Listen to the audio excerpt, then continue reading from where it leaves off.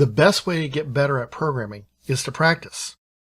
In this example, we're going to go back to module 4.4 where we use nested if statements, but instead we're going to use the Boolean logical operator, the AND, to make our if statements a little bit simpler and not have to nest them.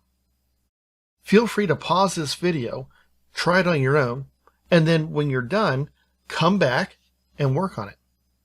As always, this file is available for download in the link provided below.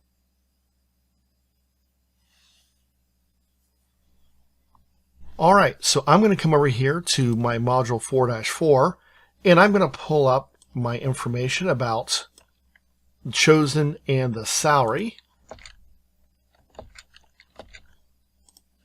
So I have that information. It's already written out for me. I'm also going to take the first step of if chosen.upper is equal to y. Now you might think, okay, well, what else are we going to do with this? Well, very simply, we need to check to also see if the salary is still above 500, just like we did before. And we're going to use the Boolean logical operator AND. Notice this is a built-in keyword, and it's going to say if my decision on my left-hand side is true and my decision on the right-hand side. So I'll say salary greater than 500. If both of these are true, then the whole thing is true. And we'll just say your loan is approved. Else, your loan has been denied. Okay, so very, very simple.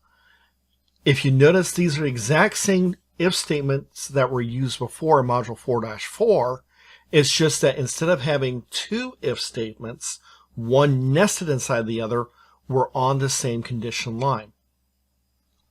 So if you look, we're looking at 4 lines of code here versus in 4.4 where we had approximately 8.